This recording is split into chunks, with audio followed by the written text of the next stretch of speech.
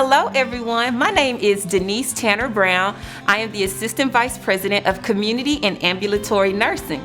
But today I am here as a full-time working mother that is about to embark for a second time on this journey of virtual learning.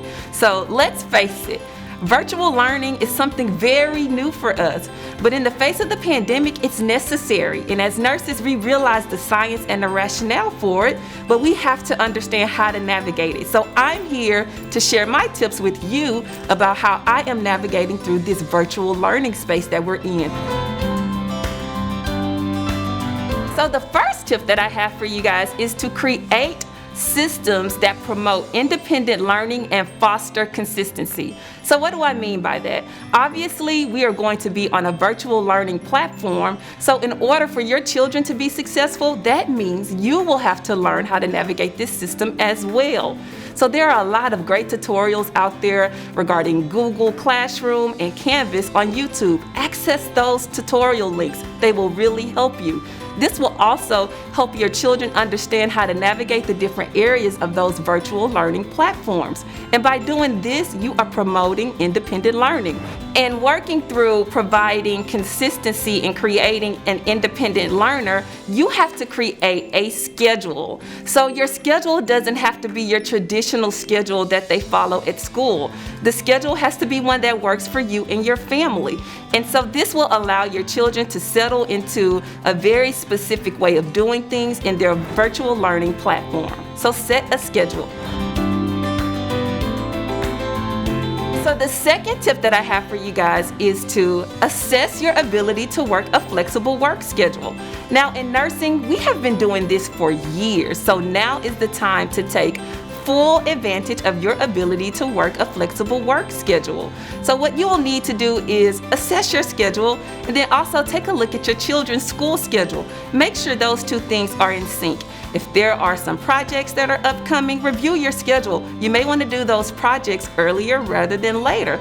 But also take this opportunity to have a conversation with your coworkers, to have a conversation with your leaders, because you may need to swap schedules. And I know in nursing, we are very open to that. You may want to work more weekends. You may even want to switch a shift. This is the benefit to working in a place that values the working mother. So assess your ability to work a flexible work schedule.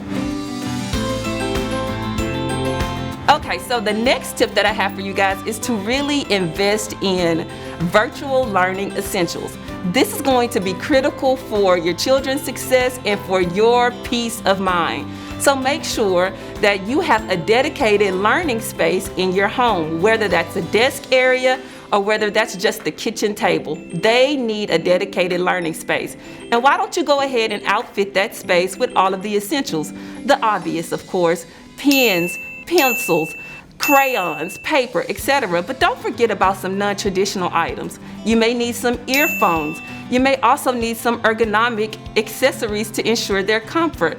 Outfit that area so that when they are sitting there, they have everything that they need and they are ready to learn.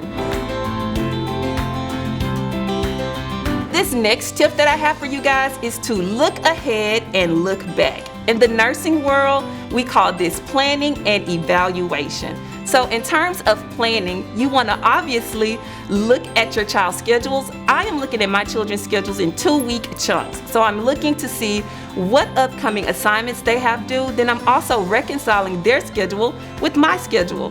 As working mothers, we wear many hats, so it's important to plan. And then also take a moment to pause and evaluate what has worked in the past or what hasn't worked. If it hadn't worked, abandon it. Don't do it again. So look ahead and look back. That is going to be critical for your success in this virtual learning space. Okay, so the next tip that I have is to develop strategic connections. It is important that we remain connected during this time.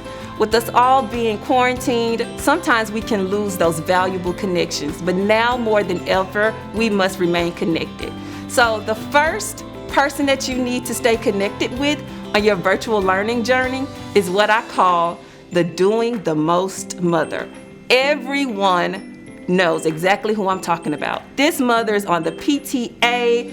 She knows the principal by first name and possibly has his or her personal email address. She may also know the counselor, etc. Get to know her. She is going to be your new BFF because she is going to have all of the latest and greatest information. So connect with the Doing the Most mother. You may actually be the Doing the Most mother. So if people like myself reach out to you, please be open to helping us. Also, stay connected virtually. Facebook has a lot of great groups that you can join. So you have homeschooling groups, you have teacher groups. Join those groups, leverage their expertise. Also, follow Instagram hashtags. As you follow those hashtags, great information is shared on those platforms. So, develop those strategic connections. The last and final tip that I have for you is to take time for yourself. We must pause and recognize that this has been a difficult time for us in general. But as mothers, we bear the weight of caring for our children and making sure that they're learning and healthy and happy. So you also need to fill your cup. So pause and reflect on all of the great things that you've done since we've been in quarantine, since we've been dealing with this pandemic. Take a walk around the block. Why don't you just watch your favorite television show? Do whatever brings you peace and joy, but make sure you take a moment for yourself. I hope you all have enjoyed these tips. These are tips that I am using and my family to prepare us for this virtual learning journey. So I hope you'll use them.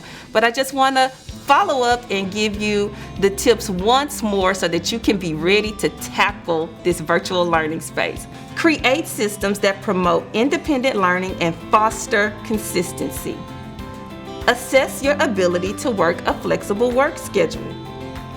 Invest in virtual learning essentials. Do a look ahead and look back.